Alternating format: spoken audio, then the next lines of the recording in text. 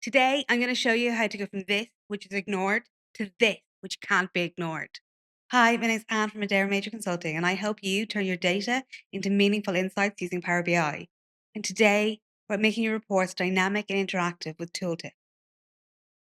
Context is essential for telling a story with your data, but it's also so important to balance not having too many different charts and tables on one screen. Well, a really good solution to this are tooltips.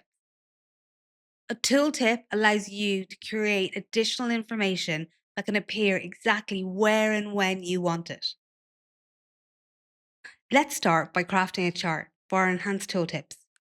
We're going to visualize the sales trend. So I'll grab a line chart, place total sales on our y-axis, and on the x, I'll add month and year. There we go. Instantly, we have a clear view of our sales trend from 2023 to 2024. I'm going to make our title a little bit cleaner and polished. So I'm just going to simply call it sales. And then you'll see when I hover over the line on the chart, a tooltip appears. Thanks to my current formatting, it's crisp white and looks perfectly acceptable, but really, I don't know if anyone will really ever look at it. It just shows the total sales for that date. Pretty standard, but here we like to go beyond standard. To give our default tooltip a little extra impact, simply just head over to the Edit section within the visualization options.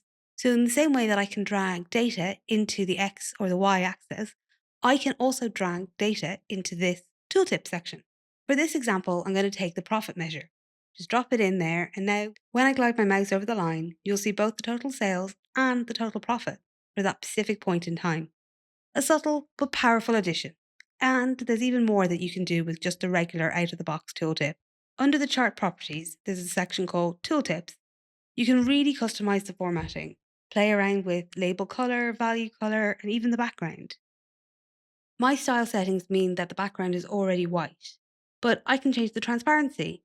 So if we look here, 75%, yeah, that's a little bit too much. But something like 25% gives it a lovely smart finish. I think you'll agree, right? This takes minimal effort, yet significantly elevates the feel of my report. It's a great tip to know, but what if we want to create a truly exceptional tooltip? One that acts like a miniature report within itself. First, I'm going to create a brand new report page, and I'll call it TT for Tooltip. The very first thing we need to do is tell Power BI that this isn't a regular report page. It's a tooltip page. Under Format, I'll navigate to Page Information. You'll see the page name and right underneath Page Type, select Tooltip. Immediately, you'll notice something different. Power BI has resized the page. This is the actual size of your tooltip.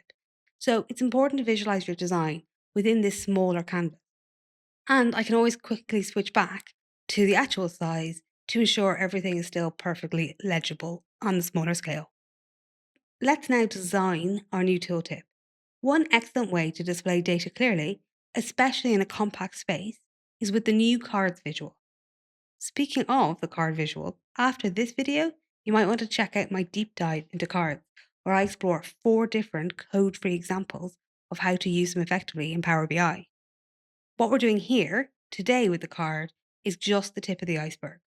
Once I've added the card, for the data, I'm just going to include month and year.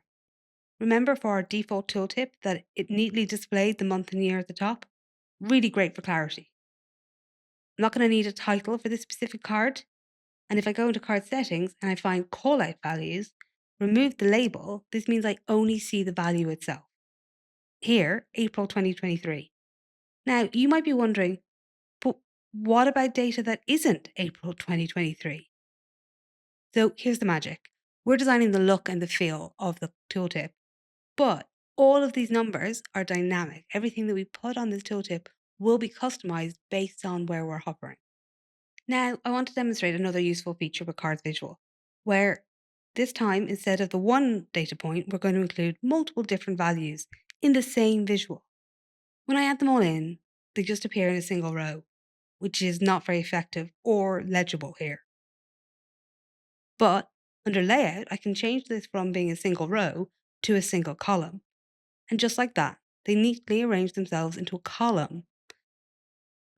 To complement the tooltip, Let's add a bar chart based on the product categories. Given the available space, I think it might look best if we use the format where the categories are on the y-axis and the values are on the x. So I'll place product categories on y and the total sales amount on x. Oh, that title is quite large. On this bar chart, I'm also adjusting the padding to really maximize the space within that visualization. Even if I'm making the font, though, much smaller, those product categories just aren't clear. One thing I really appreciate about Power BI is when I have a visualization selected, if it turns out that it's not the right one for that scenario, all I have to do while it's selected is choose a different one, and it'll automatically use all the data points that I had associated with the first and put them in the second. Now, so here we go. Now the sales are on the y-axis and the categories are on the x, and it's much more clear. So I think we'll keep it like this. I can still go in and adjust the font size and the color to make my data in the columns really stand out. Let's refine the values on our card visualization just a little bit more. We have those three key numbers, but I'm going to remove the accent bar and make the numbers themselves larger and shrink the title and place it underneath the value itself. Instead of just making it easier to read, I'm actually going to change the title itself. I can do this by going to callout values, then selecting each one as a series and updating the label as it appears. Looking at it again in its actual size, it's definitely more polished like this. A little bit of resizing here and there before I check it on my main visualization on my report page. Before we go back to our main report page, I have to remember to hide this tooltip report page, or it will appear as a regular report page that anyone might click on, and it's not very useful. Back to the chart we created at the beginning. You're going to see the current tooltip. By selecting the sales trend visualization and heading over to its properties, you'll find a section called Tooltip. Remember when we changed some of the colors and display options for the default tooltip? Well, in the same section, so properties tooltip, we can do more.